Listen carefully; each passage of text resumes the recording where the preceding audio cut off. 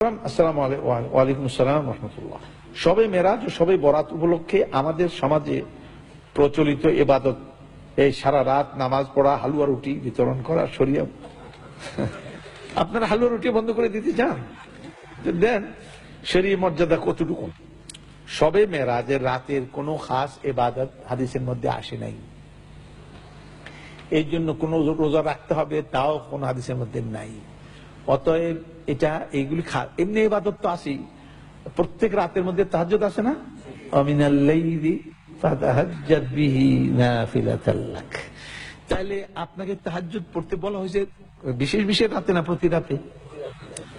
ইয়া আইয়ুহাল মুজাম্মিল কুম আল লাইলা, প্রত্যেক রাতের কথাই গেছে, রাতে উঠো দাঁড়াও।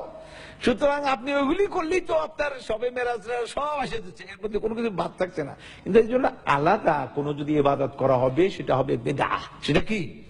বেদআহ। নতুন ইবাদত আছে, এগুলি করবেন। যেগুলি যেগুলি বলা হয়েছে এগুলি করেই তো কুল পাবেন না। আপনি আবার বানান কেন? আপনাকে যেগুলি এগুলিকে আপনি করেন ঠিক মতো, এগুলি করেন না। এগুলি করে দেখেন আপনার বেদাতের দিকে মনই যাবে না। বেদাত করে ওরা যারা আসলগুলি বাদ দেয়, কথা বুঝতে পারছেন? যারা 1 নম্বর করে না তারা 2 নম্বর তালাশ করে, কথা বুঝতে পারছেন? এবং 2 নম্বর তো তালাশ করি, 2 নম্বরের আবার গলাবাজি বেশি। যারা দোকানে ওষুধ বিক্রি করে আর যারা রাস্তার কিনারে বিক্রি করে, গলাবাজি কারা করে বেশি? হার 2 টাকা 2 টাকা 2 টাকা 2 টাকা। দোকানদারে বসে বসে এরকম কয় 10 টাকা 10 টাকা 100 টাকা। একটু বলে না কেন? বলে না জানে তার ওষুধ 1 নম্বর, ওই বেটার ওষুধ কয় নম্বর? চোরের মার বড় গলা, এই বেদাতের বড় গলা, এগুলি বেশি অনুষ্ঠান করবে, করবে লোকদেরকে না। এমনি ভাবে পরবর্তী প্রশ্ন হলো শবে বরাত। শবে বরাত বলতে কোন এরকম বরাত নাই। বরাত শবে বরাত শরীয়তে কোনো পরিবেশই নেই। এটা আমাদের মকসুদুল মুমিনিন একটা বই আছে, আমাদের দেশের কিতাব। এইটা একটা, আরেকটা কিতাব আছে নিয়ামুল কোরআন।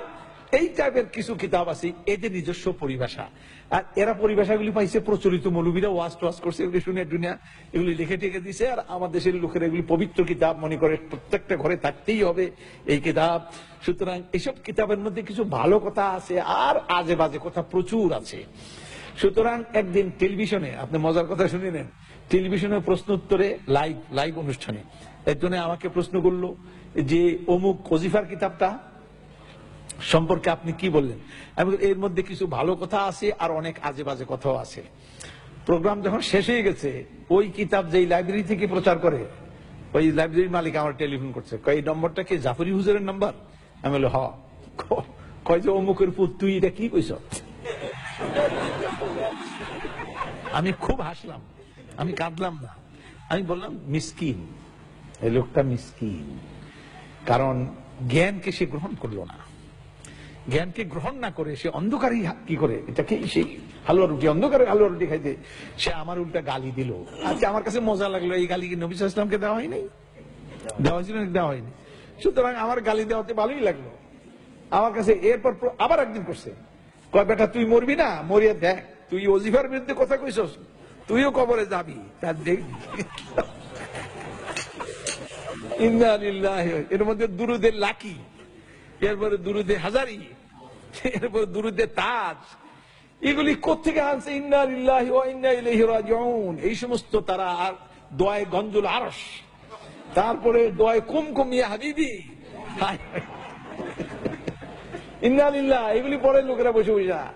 এগুলি যদি আমরা আলোচনা করি, একদিন আমি কইছিলাম যে এটাকে বইটা আনছি পরে আইনা, আমি কইলাম যে এটাকে পোস্টমার্টম করব, পোস্টমার্টম। তো এটা করার আগেই আবার কে জানি বইটা নিয়ে গেছে, আল্লাহ জানে কি চুরি করে নিয়ে পড়তে নিল কিনা, তার আরেক মুশকিল হয়ে গেল। তা আমি আবার আনবো ইনশাল্লাহ, এটা নিয়ে কথা বলবো। যে এই